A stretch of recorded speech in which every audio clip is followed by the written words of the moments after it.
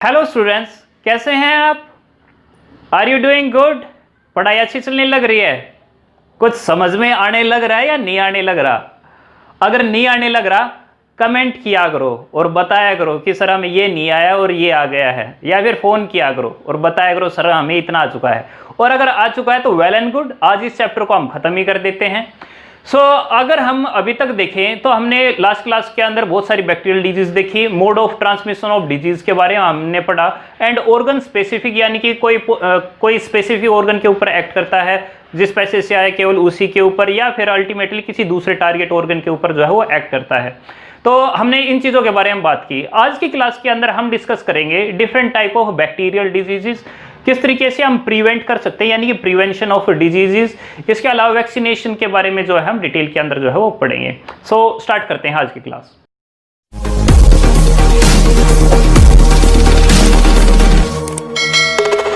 आज की क्लास के अंदर हम डिफरेंट बैक्टीरियल डिजीज के बारे में पढ़ेंगे। बैक्टीरियल डिजीज जैसे कि ट्यूबरकुलोसिस है, कोलेरा है, टेटनस है, सिफिलिस है, टाइफाइड है, डिप्थीरिया है। वन बाय वन इसके बारे में देखते हैं। चलो, हमारी फर्स्ट डिजीज है ट्यूबरकुलोसिस। ट्यूबरकुलोसिस के अंदर होता क्या है? ट्यूबरकुलोसिस के अंदर हमारा जो लंग है वो इन्फेक्ट हो जाता है। जो स्पूटम यानी थूक आता है, उस थूक के अंदर ब्लड जो है वो आने लग जाता है, खांसी जो है वो होती है। इसके अलावा वेट के अंदर कमी जो है वो होती है, चेस्ट के अंदर पेन जो है वो होता है। जनरली जो पर्सन है अगर वो काफी लंबे टाइम तक खांसता है तो जनरली हम उसको दो चीजों के अंदर कैटेगराइज जो है कर देते हैं। आइदर उसको या तो टीबी होगी या फिर उसको लंग से रिलेटेड कोई ना कोई इन्फेक्शन जो है वो होगा, क्योंकि खांसी उसी टाइम पे होती है। तो यानी कि लंग इन्फेक्शन कब हो जाता है? स्पूटम के साथ में जो है जो ब्लड जो है वो निकलता है, चेस्ट के अंदर पेन होता है और वेट लॉस होता है, तब उसको कहते हैं कि उसको डिजीज होगी क्या? ट्यूबरकुलोसिस। इसके अलावा ट्यूबरकुलोसिस किसकी वजह से होता है? ट्यूबरकुलोसिस एक बैक्टीरिया है जिसको कहते हैं माइकोबैक्टीरियम ट्यूबरकुलोसिस। तो माइकोबैक्टीरियम नाम का एक बैक्टीरिया है, एंड वो जब हमारी बॉडी के अंदर जाता है तो 2 से 10 वीक के अंदर फर्स्ट डिजीज का सिम्टम जो है वो आ जाता है। तो मैंने ऊपर लिखा हुआ है इंक्यूबेशन पीरियड। इंक्यूबेशन पीरियड का मतलब कि जो पैथोजन है अगर वो अंदर आ जाए तो कितने दिन के बाद में अपने साइन सिम्टम यानी डिजीज के साइन सिम्टम जो है वो दिखाने लग जाएगा। 2 से 10 वीक जो है वो लगाता है साइन सिम्टम आने के अंदर। अगर ट्यूबरकुलोसिस हो जाता है तो उसका इलाज क्या है? उसके लिए एक वैक्सीन अवेलेबल है, एक BCG का अलग से टीका लगाया जाता है, उससे जो है पेशेंट जो है रिकवर कर जाता है। इसके अलावा जिसको ये डिजीज होती है उस पर्सन को आइसोलेट कर दिया जाता है ताकि औरों के अंदर ही ना फैले। क्यों भाई? क्योंकि ये फैलता किससे है? एयर ड्रॉपलेट के द्वारा इन्फेक्टेड पर्सन का। अगर इन्फेक्टेड पर्सन खांसने लगने लग रहा है तो जैसे ही वो खांसेगा तो उसके साथ में माउथ के साथ कई सारे वाटर ड्रॉपलेट जो है वो बाहर निकलते हैं। तो आपने देखा भी होगा, नॉर्मली बहुत सारे लोग जो है बोलते हैं तो उसके साथ में थूक जो है वो बाहर निकलता है, कई बार वाटर वेपर की फॉर्म में और कई बार तो अलग से लगता है कि बंदा जो थूक रहा है। इसके अलावा नेजल डिस्चार्ज, जब भी कोई कहीं पे भी अपना नाक साफ करने लग जाता है एंड अगर वो इन्फेक्टेड हुआ तो वो जो माइक्रोब जो है वो एयर के अंदर ट्रेवल करता हुआ अल्टीमेटली किसके पास पहुंच जाता है? जो हेल्दी पर्सन है, अल्टीमेटली उसको भी डिजीज हो सकती है। इसका मतलब क्या जरूरी है कि अगर किसी को टीबी हो गई है यानी ट्यूबरकुलोसिस हो गया है तो उस पर्सन को जो है आइसोलेट जो है कर दिया जाए। अमिताभ बच्चन की एड जो है वो तो आपने देखी होगी। नेक्स्ट हम देखते हैं। नेक्स्ट जो डिजीज है वो है कोलेरा। कोलेरा का जो इन्फेक्शन करने वाला जो पैथोजन है यानी जो बैक्टीरिया है उसका नाम है विब्रियो कोलेरा। जो विब्रियो कोलेरा है उस डिजीज के अंदर क्या होता है? Acute diarrhoea. डायरिया का मतलब क्या है? दस्त लगते हैं। एक्यूट का मतलब कुछ दिनों तक, यानी कि 3-4 दिनों तक जो है जो दस्त जो है वो लगे रहते हैं। तो 2 टाइप की डिजीज होती है, एक एक्यूट होती है और एक क्रोनिक होती है। क्रोनिक यानी लंबे टाइम तक एंड एक्यूट यानी थोड़े टाइम तक।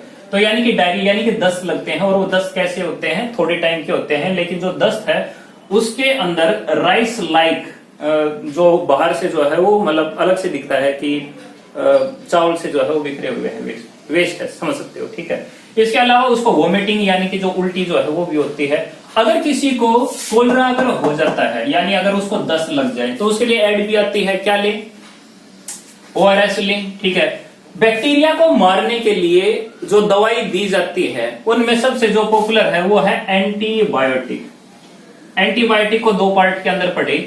बायोटिक का मतलब क्या है? लिविंग, और एंटी का मतलब है अगेंस्ट या फिर एंटी।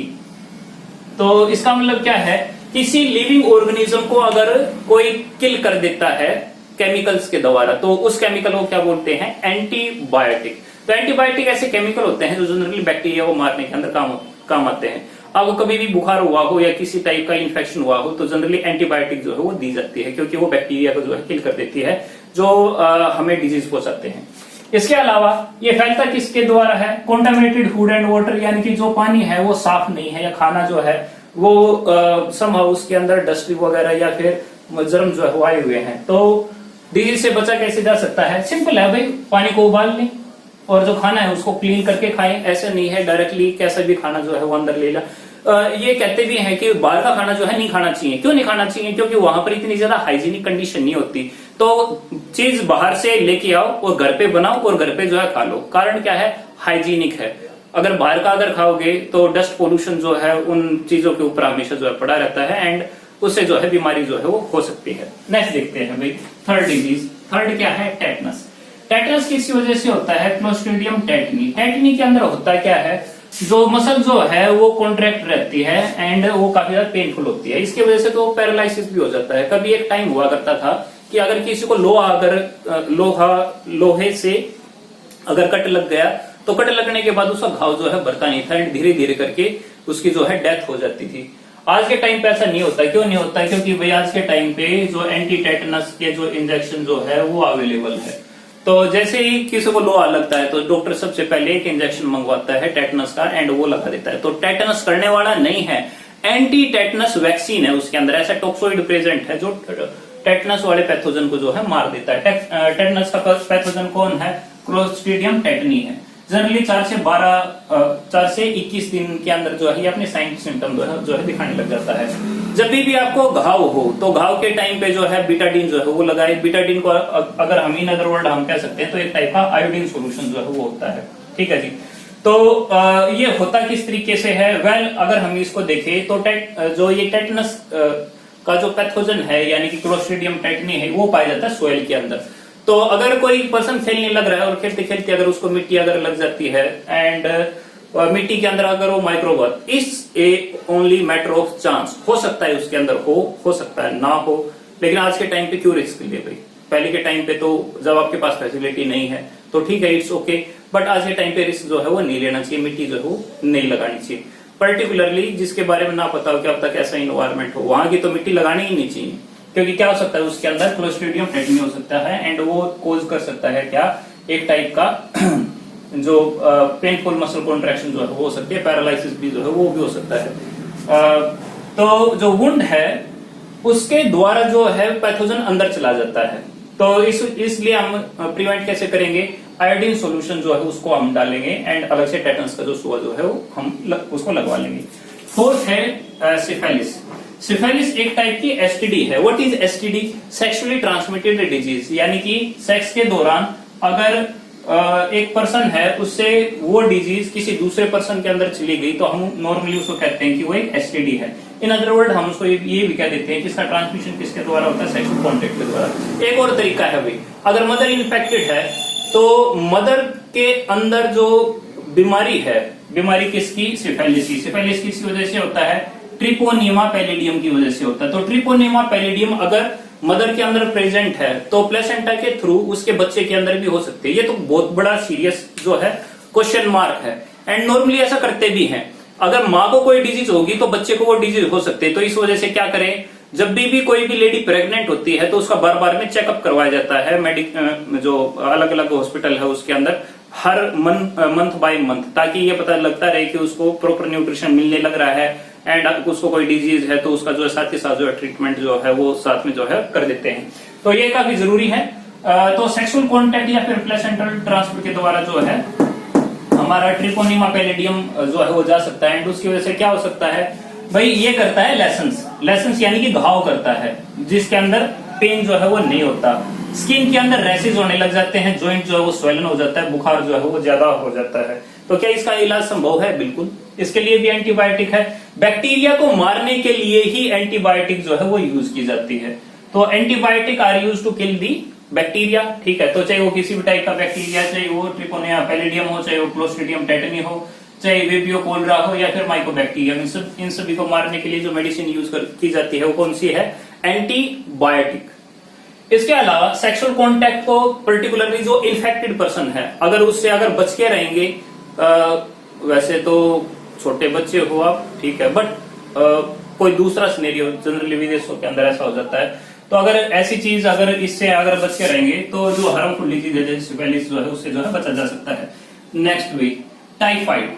टाइफाइड एक ऐसी डिजीज है जिसके अंदर फीवर ज्यादा होता है, तो नॉर्मली कहते भी हैं कि मुझे बुखार है, नहीं बुखार का मतलब कोई टेस्ट कराया होगा जी टाइफाइड है, ओके टाइफाइड था, तो टाइफाइड का नाम लेते ऐसा जो है वो संतुष्ट हो जाता है, ठीक है इसको बीमारी होगी कोई। तो टाइफाइड का मतलब क्या है? कांस्टेंट जो है रेगुलरली उसको फीवर रहता है और जो लीवर है उसके अंदर इन्फ्लामेशन यानी कि स्वेलिंग हो जाती है। एंड जो पर्सन है उसके अंदर ये सैलूना टाइफी कैसे आया? कॉन्टेमिनेटेड फूड के द्वारा आया, वाटर के द्वारा आया। तो ये डिजीज से बचा कैसे जा सकता है? भाई पानी को उबाल के पियो, जो फूड जो है उसको क्लीन करके जो है वो पियो। टाइफाइड की अलग से वैक्सीन मिलती है तो चिंता वाली कोई बात नहीं है, इलाज जो है इसका संभव है, कोविड-19 नहीं है तो इलाज जो है यहाँ से हो जाएगा। इसके अलावा एंटीबायोटिक, क्योंकि बैक्टीरियल डिजीज है तो बैक्टीरियल डिजीज है तो कोई भी किसी भी टाइप का बैक्टीरिया तो उसके लिए एंटीबायोटिक दे करके जो डिजीज जो है उसको ठीक किया जा सकता है। 6th है भाई डिप्थीरिया। डिप्थीरिया अगर आप ये इमेज देखो तो माउथ के अंदर आप देखोगे तो एक लेयर सी जो है वो जमी हुई है, तो ये पर्टिकुलरली जो गला जो है उसको खराब करता है, शोर कर देता है। सफोकेशन, क्योंकि ये जम जाता है तो सांस लेने के अंदर जो है वो दिक्कत होती है, ब्रीदिंग के अंदर दिक्कत होती है। रेस्पिरेशन कम होगा तो जो बॉडी टेम्परेचर जो है वो कम जो है होता चला जाएगा, जिसकी वजह से ठंड जो है वो महसूस होने लग जाएगी। साथ में हमारे यहाँ पर टॉन्सिल्स होते हैं जो जम्स को जो है मारते हैं, लेकिन जब बैक्टीरिया की एक सुनामी आई हुई है तो ये क्या होंगे? काफी ज्यादा स्वेल हो जाएंगे, इनके अंदर भी इन्फ्लामेशन जो है वो हो जाएगी। डिप्थीरिया होता है किसकी वजह से है? कोर्नी बैक्टीरियम डिप्थीरिया की वजह से होता है। और इलाज क्या है? एंटीबायोटिक इसके अवेलेबल है, साथ में वैक्सीन जो है वो भी अवेलेबल है। तो अगर हम ये वैक्सीन लेते हैं जैसे एरिथ्रोमाइसिन है, अगर हम उसको लेंगे तो साथ में जो है जो डिजीज जो है वो टाइम पे जो है क्योर हो जाएगी। तो हम इनको लर्न कैसे करें? बड़ा सिंपल सा है भाई, पहले डिजीज देखिए फिर उसके साथ में जो पैथोजन जो है वो देखें, ठीक है। जैसे डिप्थीरिया किसकी वजह से होता है? कॉर्निबैक्टीरियम डिप्थीरिया की वजह से। टाइफाइड किसकी वजह से होता है? सैलूना टाइफी।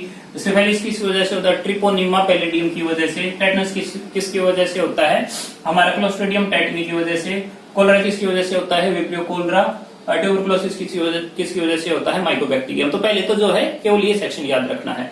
अच्छा, ट्यूबरकुलोसिस यानी लंग का इन्फेक्शन, कोलरा का मतलब डायरिया, टेटनस का मतलब पेनफुल कॉन्ट्रैक्शन, सिफिलिस का मतलब painful lesions, rashes, swollen joint, typhoid का मतलब हाई फीवर और डिप्थीरिया का मतलब शोर थ्रोट, सफोकेशन इन ब्रीथिंग। अगर आप इन चीजों को याद रखें तो सफिशिएंट है, क्लियर है, ठीक है।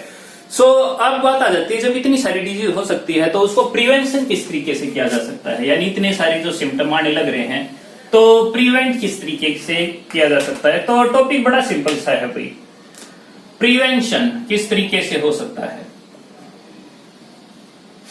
तो पहले तो यही देख लो भाई, प्रिवेंशन को अगर हमें करना है तो उसके लिए हम क्या करें? जो ट्रांसमिशन है उसी को ब्लॉक कर दो। ट्रांसमिशन किसके द्वारा हुआ है? स्पुटम के द्वारा या फिर नेजल डिस्चार्ज के द्वारा। अगर हम देखें तो कंटामिनेटेड फूड है, वाटर है, उसकी वजह से पैथोजन अगर डायरेक्टली अंदर चला जाता है वुंड के द्वारा तो उससे हो सकता है सेक्सुअल कॉन्टैक्ट के द्वारा, प्लेसेंटल ट्रांसफर के द्वारा, contaminated food, water, physical contact, inhalation हो जो बाहर जो जम्स के अंदर जो वाटर ड्रॉपलेट उनको इनहेल करने की वजह से। तो प्रिवेंट कैसे किया जा सकता है भाई? प्रिवेंट सिंपल है भाई, टेक क्लीन वाटर, ठीक है, क्लीन वाटर एंड फूड। तो क्लीन वाटर भी लेंगे और अगर फूड भी अगर हमारा क्लीन होगा तो क्या हमें डिजीज होगी? डिजीज होने के चांस तो काफी हद तक जो है वो कम हो जाएंगे। पर क्या हम ये पर्सनल लेवल पे कर सकते हैं? बिल्कुल पर्सनल लेवल के ऊपर कर सकते हैं, लेकिन जो बड़ा लेवल है यानी कम्युनिटी लेवल है उसके अंदर पब्लिक हेल्थ सुधारनी चाहिए। हमारा जो आसपास जो है वहां पर क्लीन एटमॉस्फेयर जो है वो होना चाहिए। इसके अलावा भाई रेगुलर एक्सरसाइज अगर हम करेंगे तो डिजीज जो है वो कम मिलेगी। भाई कैसा भी पर्सन हो, अगर उसकी इम्यूनिटी कमजोर है ना, तो उसको चाहे कैसे भी इन्वायरमेंट में रखेंगे उसको डिजीज हो ही जाएगी। तो इसके लिए क्या जरूरी है कि हम एक कंप्लीट फूड जो है वो ले, complete food with all nutrients. तो ये काफी जरूरी है बेटा कि आप दूध हमेशा जो है वो लें, ठीक है, रात के टाइम पे या दिन के टाइम पे कभी भी ले। कंप्लीट फूड जो है वो लेना चाहिए। दाल जो है आप रेगुलरली जो है वो लेते रहें। कार्बोहाइड्रेट की जो डाइट है वो अलग से लेते रहें, और हर टाइप का फूड जो है वो आप जरूर खाते रहें, ताकि आपकी जो हेल्थ जो है वो अच्छी रही। हेल्थ अच्छी रहेगी तो डिजीज जो है उससे हमेशा बचे रहोगे, और डिजीज से अगर बचे रहोगे तो आप 100% कोई भी काम जो है वो कर पाओगे। नहीं तो हर जगह आप थोड़ा सा करोगे एंड फिर उसके बाद स्टॉप हो जाओगे। तो हेल्थ जो है आपकी सबसे पहली प्रायोरिटी होनी चाहिए। तो कंप्लीट फूड जो है वो आपको लेना चाहिए, रेगुलर एक्सरसाइज करनी चाहिए, क्लीन एटमॉस्फेयर के अंदर रहना चाहिए, क्लीन वाटर एंड फूड जो है वो आपको टेक जो है करना चाहिए। क्या इसके अलावा और भी हो सकता है? बिल्कुल भाई, पर्सनल हाइजीन, साफ सुथरा जो है वो रहे, ठीक है। नहाना धोना जो काम है वो आप रेगुलर जो है वो करते रहे। ऐसा ना हो कि भाई आज मेरा नहाने का मन नहीं है तो आज मैं नहीं नहाऊंगा या फिर नहीं नहाऊंगी, या फिर मैं जो लेट उठने की आदत है उससे भी बचें, ठीक है। प्रॉपर रेस्ट करें, ठीक है। जैसे 7-8 घंटे की नींद है तो उसको पूरी ले भाई। पूरी लेने के लिए रात के टाइम पे जल्दी सोएं, दिन के टाइम पे आप जल्दी उठ जाएंगे। जल्दी उठेंगे तो ज्यादा काम करेंगे, और ज्यादा काम करेंगे तो अच्छे से आपका जो मार्क जो है वो भी आएगा, एंड सभी जो है खुश रहेंगे। तो आपकी नींद भी पूरी, मार्क्स भी अच्छे, आपका कैरियर भी अच्छा, तो हर चीज जो है वो अच्छी होने लग रही है। डिजीज से भी बचे रहोगे सिर्फ किस वजह से? क्योंकि आप रेगुलरली सारे काम जो है वो करने लग रहे हो। तो रेस्ट ले, पूरा ले, जितनी भी आपकी बॉडी के अंदर रिक्वायरमेंट हो। तो ये जो मैं चीज बताने लग रहा हूँ ये तो काफी ज्यादा जनरल है, लेकिन कुछ स्पेसिफिक तरीके से भी डिजीज से हम बच सकते हैं। अब वो स्पेसिफिक क्या क्या तरीके हो सकते हैं? Specific ways to prevent disease, या फिर इन शॉर्ट हम ये कहें कि इम्यूनिटी अगेंस्ट पैथोजन। हमारी बॉडी के अंदर जो पैथोजन जाता है उसके खिलाफ इम्यूनिटी कैसे जो है प्रोवाइड कर सकते हैं। तो हमारी बॉडी के अंदर कई सारी ऐसी चीज है जिसकी वजह से हमें डिजीज जो है वो नहीं होती। कौन कौन सी चीजें हैं? एक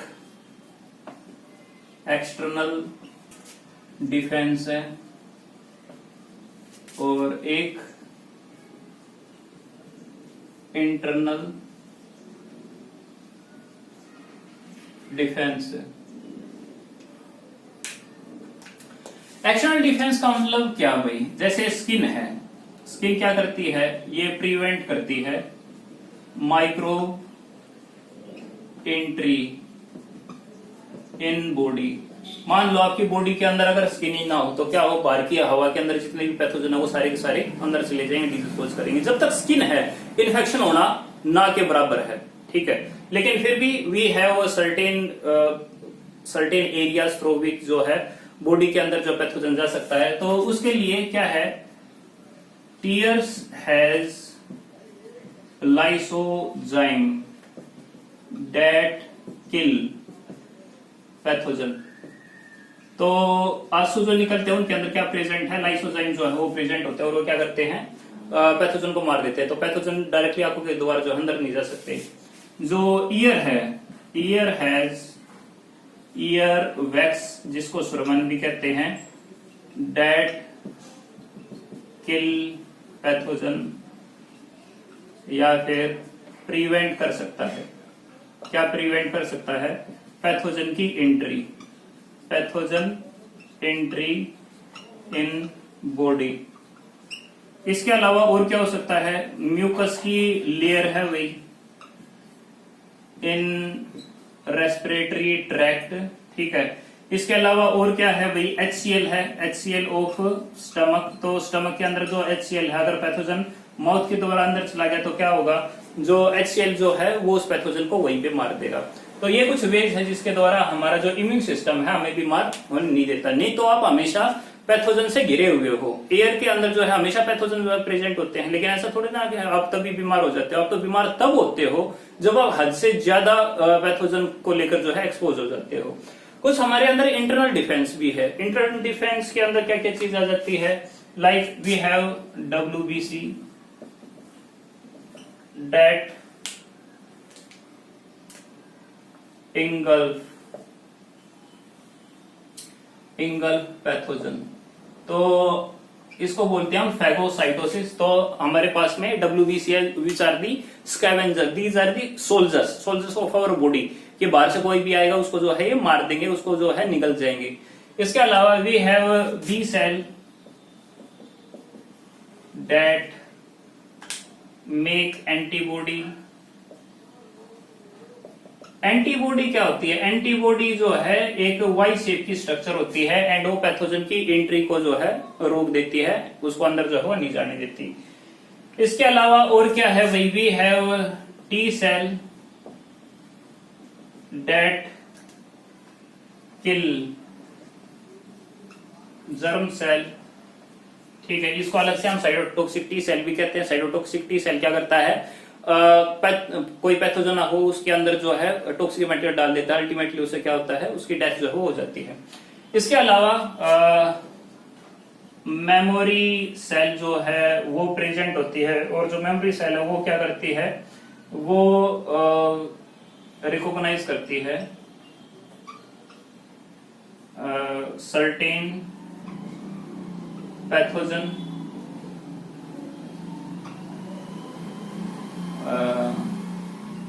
so that when it again enter into body, then they produce lot of antibodies, ठीक है। एंटीबॉडी से क्या होगा, वो जो पैथोजन जो है वो अल्टीमेटली जो है वो किल हो जाएगा, वो जो है मर जाएगा, ठीक है। So we have WBC B cell, T cell, memory cell होती है जिसके द्वारा जो इंटरनली डिफेंस जो है वो क्रिएट होता है, and we have external defence जिसके द्वारा जो है हमें डिजीज जो है वो नहीं हो पाती।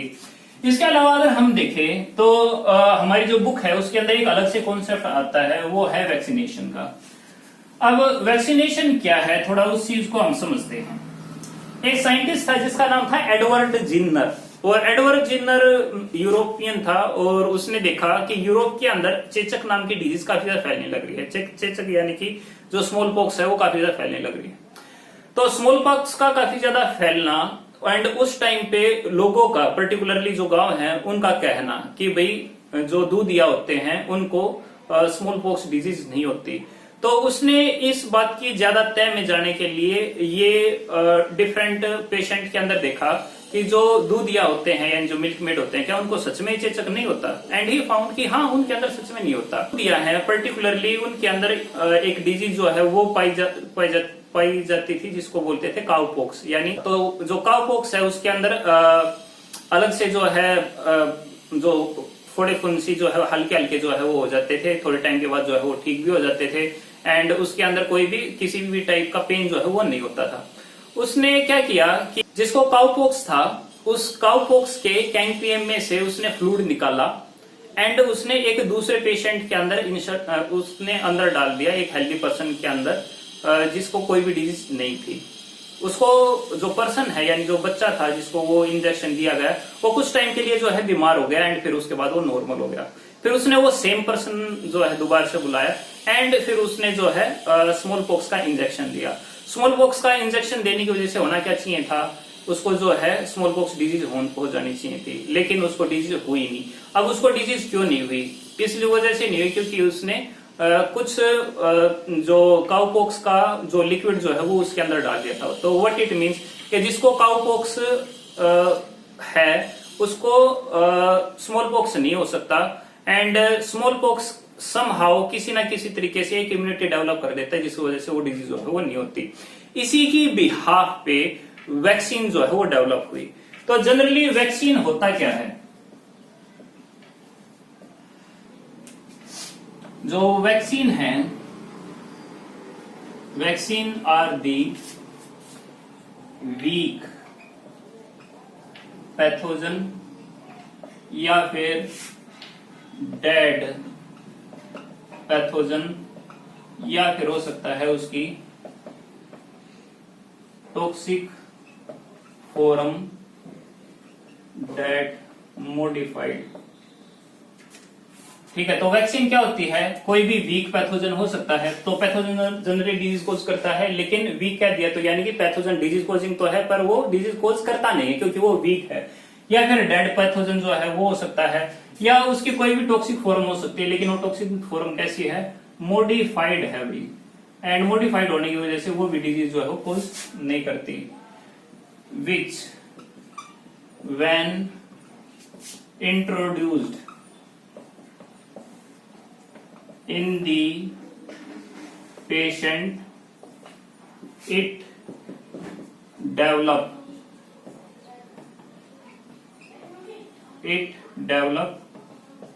antibody